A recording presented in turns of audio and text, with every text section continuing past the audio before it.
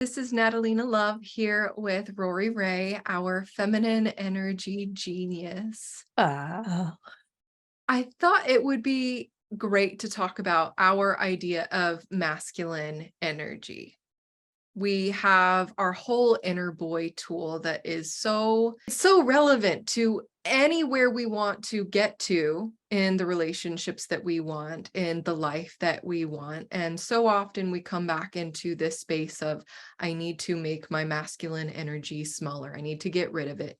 Instead of what Rory's all about is about expanding our energy, exploring our options, allowing ourselves to receive from not just our own masculine energy, but all of the masculine energy out in the world. It's being a girl in it's elevating that girl sense, and something that I haven't actually caught in these conversations with Rory until quite recently. So I really want to bring this in, is how we're always appreciating the masculine. And this is it's wild to not have caught it.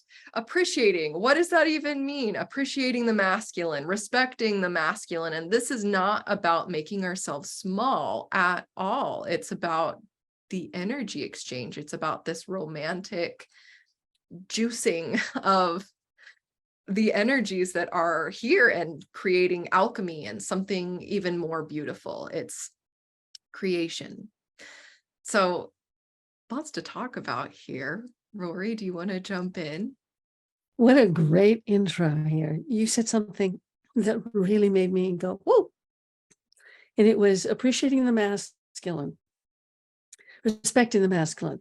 So here's everybody's first question, first prompt. Write down your answer, speak your answer, which is, if I am about, when I say I mean you using the word I am here to appreciate the masculine energy in the world and coming at me and receive it. And when I speak and when I think, to respect it, then how do I respect, honor, love, appreciate my masculine energy? It's the same. We both have masculine and feminine energies. They just work in different ways. They have different purposes. We have different circuit boards in our brains. So this is very tricky for all of us right now in this world, because it is masculine energy that seems to be wrecking the world, right? Power, a need for control, pain, not feminine energy. That's masculine energy, old-fashioned, crazy power seeking. I'm in charge. You've met men like this everywhere. So how do you respect that? How do you appreciate that? Okay, so it's not about the person, and it's not about how that person wields the masculine energy. It's how masculine energy in that person has overtaken their other personality qualities. And we have to look at qualities and character right now. You need to be attracted to a man who has good character, a man who is comfortable in his masculine energy and can appreciate yours, and also has some sense that he has feminine energy inside. But he makes his choices, his decisions, and spends most of his primary reasoning and makes decisions from his masculine energy, which can be about control and power, but it also can just be about thinking and reasoning and analyzing. And the more we sit in chairs at work and in front of the TV, our energies become about thinking and mulling things over. So our feminine energy doesn't get much of a chance to be active. It's more like, oh, I'm just feeling, and I'm sobby, and I'm emotional, and all that stuff. So what we want to do is appreciate the energies and appreciate them on other people. And when we see masculine energy out of control and wanting so much control, and we see feminine energy being unbridled, being unallowed and so caged in. Haven't you felt like you were about to burst when you just couldn't express yourself, couldn't even cry, didn't feel like you could be you, and how it just kind of got all out of shape, like off? And y'all felt that way at times? And then we go into drama, which is total masculine energy because we don't know what to do with the feminine energy, right? It's not like we're using our masculine energy for our own good. We're just escaping into it. That make any sense? And people with not good character or with different kinds of levels of compassion and whose values are different from yours. Men who want to push you around emotionally, men who want to tell you what to do, rather than true masculine energy, which is about, I really care what you think and feel and want, and I want to make that real. I want to facilitate you because that's my masculine energy in hero form. That's the kind of guy you're looking for. Okay. And at the same time, we have to appreciate that character in us. You know, if you see a little dog on the street and you're feeling all emotional, there's got to be a part of you that says, I'm picking that dog up and I'm taking it to the vet. I'm picking that dog up and I'm taking it to the nearest shelter. I'm picking that dog up and I'm taking it home. And all the anger of how that happened, that pet puppy was left there on that street.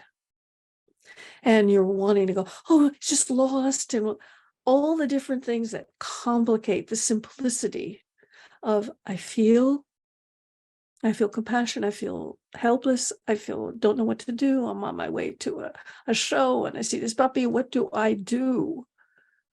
Right? And your masculine energy is ready to call the cab or grab the dog, grab the keys of the car, say bye to everybody else. But your masculine energy is not taking over and is not helping enough to get you going. And then you regret later what you did not do, which was all driven, and you need to really get this, driven from your feminine energy of feeling, oh my gosh, I can do this. Is maybe the masculine energy going, we're going to do this. You know, I want to be a coach. Let's say I want to be a coach. Oh, I see Rory and I want to be like her and I want to do that. I see Natalina and I want to do that. And I want to, oh, it feels amazing because I know I could help people. I know that I would be able to use the Rory tools and help somebody else because I get it. That's you in your feminine energy. And then the masculine energy has to go, okay, let's make some calls. Okay, let's see if this would be real for us. That is how it works. So we don't respect that. Instead, we go, oh, no, I'm not good enough. I can't do that, which actually is your masculine energy, but it's the wounded masculine energy that we can't stand in men out there. So our belief somehow in what we believe masculine energy is based on our inner boy, which is why the inner boy is so important. It sounds like, I'm not interested in that, but really, it's your inner boy that's running your life or not helping you, either ineffectual or overlording you.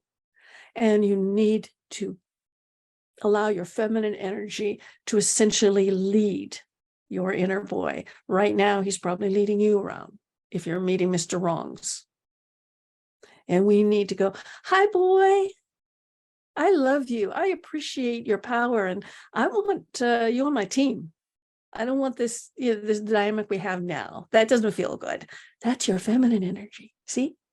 And so that's what I really wanted to say, how we don't really appreciate that properly in ourselves and also appreciate the feminine energy at the same time, and how we're completely confused as to what is masculine energy out there and what it means to us.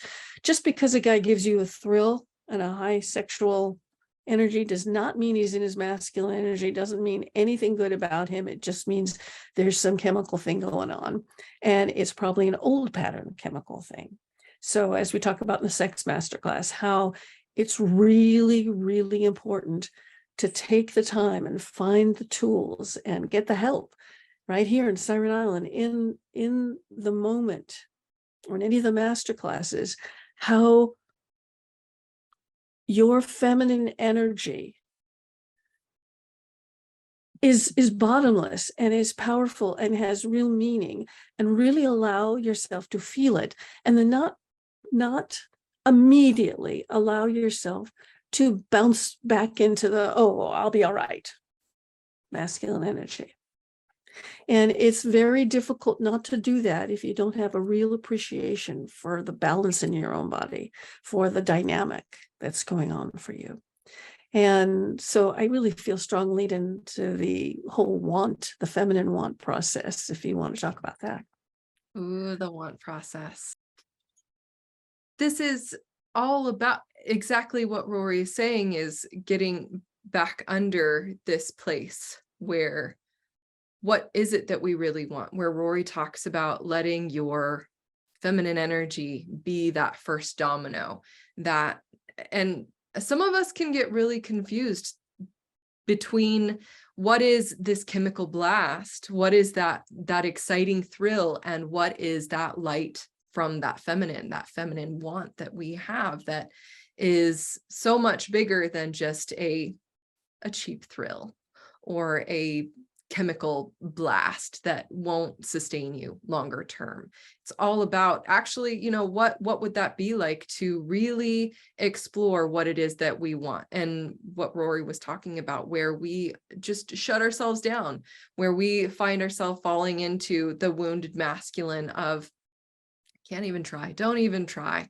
It's not even worth it to check this out, like all where you're screaming at like, this is kind of the season for scary movies where it's like, no, don't get the door. But that's not what our life is like. Most of us don't live in like a slasher film where it's not safe to go and check things out. But our inner system we may be functioning from that place. So our feminine wants is the whole tool, the whole course. It has us getting closer and closer to, what would this feel like? What would this feel like?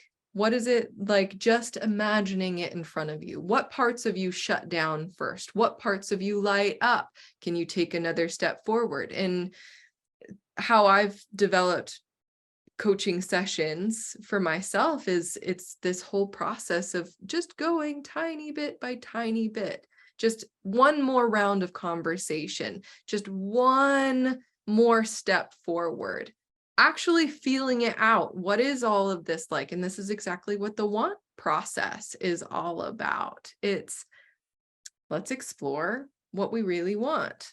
Let's just entertain the idea of it for a moment. How thrilling and how scary can that be? And how can we make this into, open a space where we can entertain what's here? What is it that I say that I want? When do I shut down from entertaining what it is that I really want? So it's pretty incredible. That was brilliant, Nelina. Thank you. And like several things came out for me. So I'll try and take them in order. One, the first thing is, there are like two different states of many different states, but that I recognize in situations like when you're interviewing me like this. One is, what I really want to do for my feminine energy is just forget about thinking in my brain what I'm going to say next, my answers, and just be there with you. It is so awesome and relaxing and stress-free. So how do you do that in a situation when this is technically work and I'm supposed to be, saying brilliant things like that? But the want is just to sink in to what you're going to go, oh, and then take the ball, and then I am able to do it. And I'm so conscious of that and how much I love that.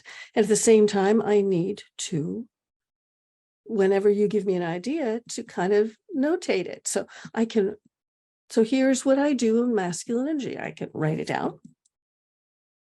I can store it in the back of my mind, not as easy as writing it down. So I write it down, and then I have the little points I made, and then I look back up at you.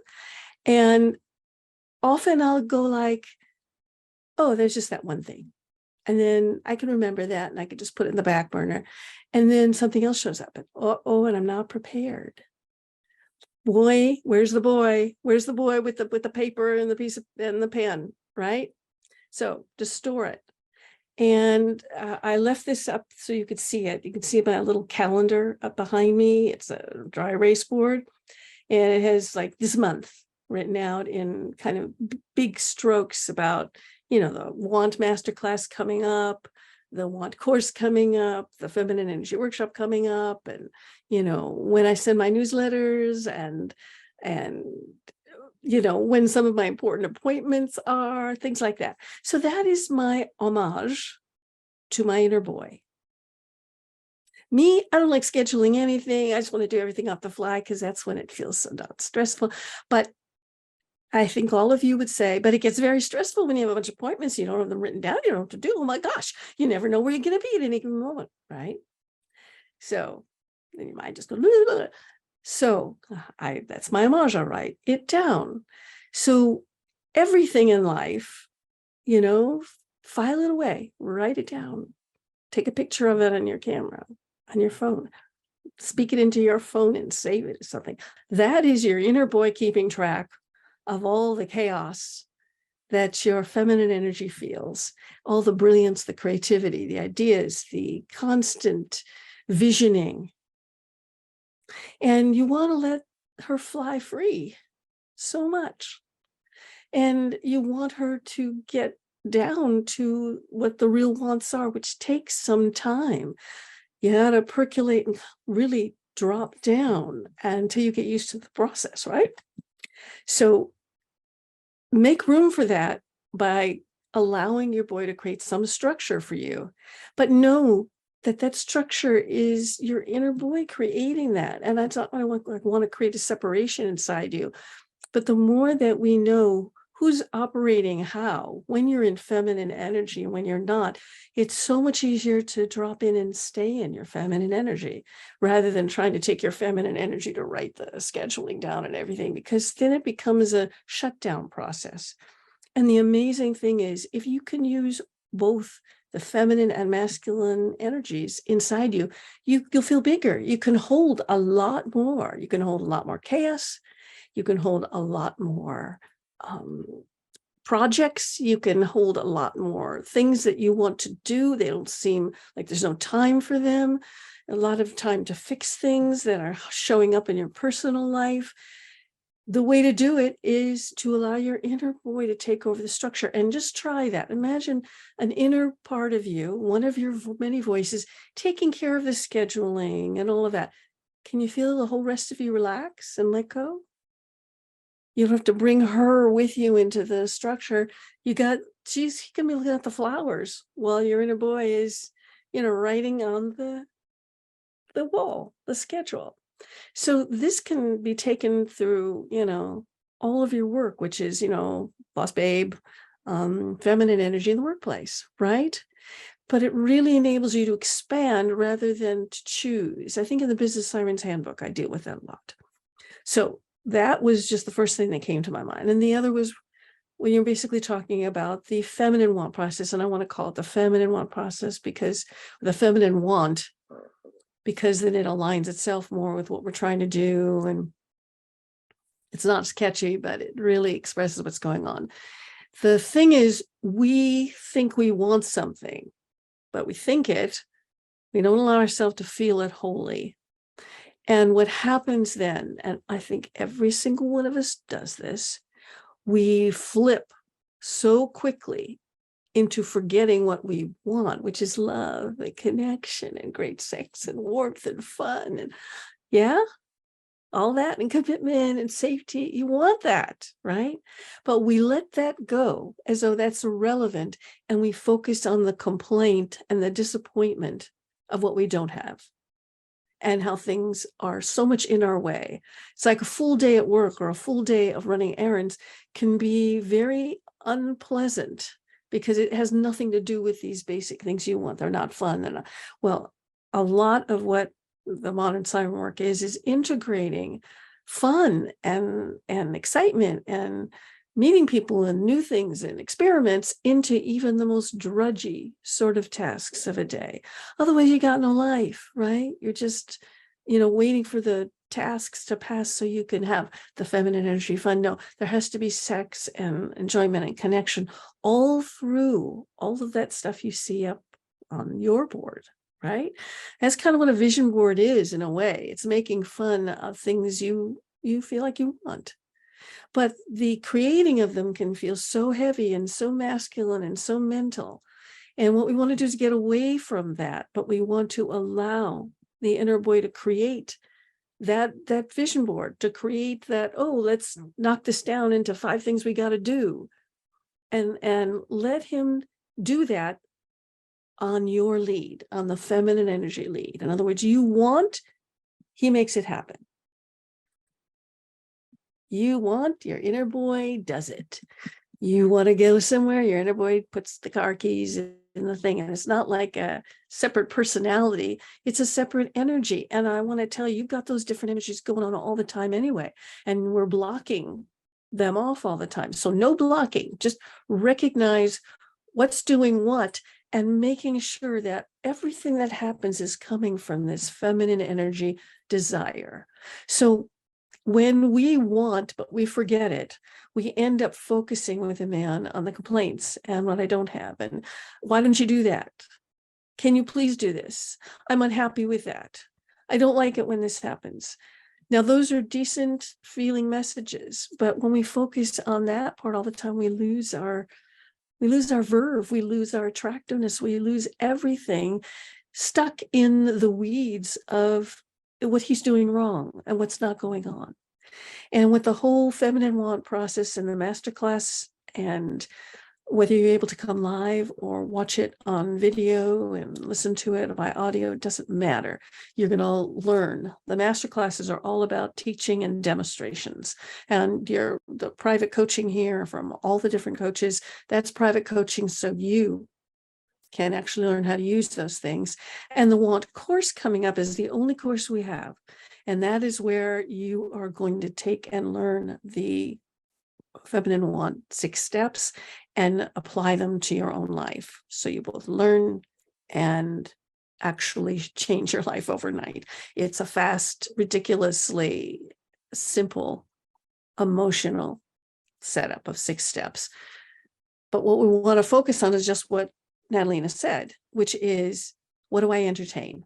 Are you going to entertain the parts you don't like and aren't happy about? Are they going to take up more bandwidth in your head and your heart and your body? And is pain, emotional and otherwise, going to take over the space? Or is it going to live and be felt?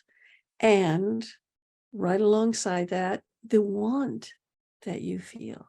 When something sad comes up, it feels overwhelming at first. And then if you come up with what you want, maybe in the sad situation is what you want to have happen, what you want to see, even if it feels dreamy and impossible. Focus on that.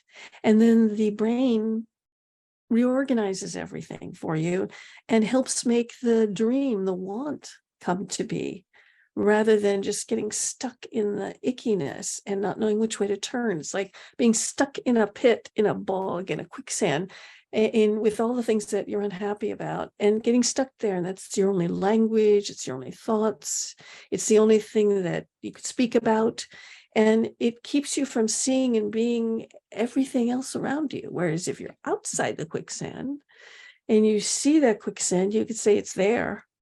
I really don't want to step in it. However, what I really want is this.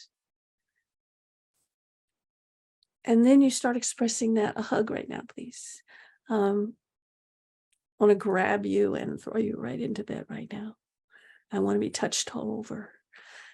Those are basically the simple entertaining of those desires and wants. And it seems so simple. But the truth is, we have none of us been doing that. And so it's like a whole new language.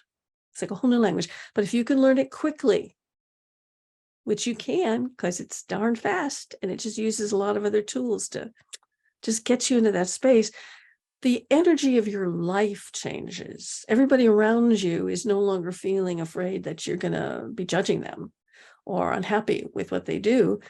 They're just very clear on what it is you want, and their mind, if they're masculine energy people, goes into gear to try to figure out how to make you happy and give you what you want. That's awesome. And I think this is an ever evolving conversation because we're always coming back to this inner relationship. Who is my inner boy? How is he showing up for me? Where am I in my journey of believing I can have what it is that I want, or not believing I even have the space to even dream about what it is that I want. This is an ever evolving conversation where it's like, yeah, okay, so what does it feel like wanting what I want, which is part of the whole want process, is what am I saying that I want? Am I even listening? Am I even listening to what it is that I want? And then edging yourself closer and closer to, okay, what does this feel like now? And what does this feel like? And what if I lean back and do this from this space? Where am I with myself and wanting this, and who am I seeing in front of me, and what's actually here? It's this expanding out process where we're reconnecting with that inner feminine part of us that is so ultra powerful. And yes, all of this can be done quite fast, just like what you say. Men and relationships, they change, like it all can change so quickly, and even that is the whole surprise, is that it can change and it will change, and that we are that first domino. Just wanting what it is that we want is a quite powerful first step to the process of having the exact kind of life and the exact kind of relationship that you want.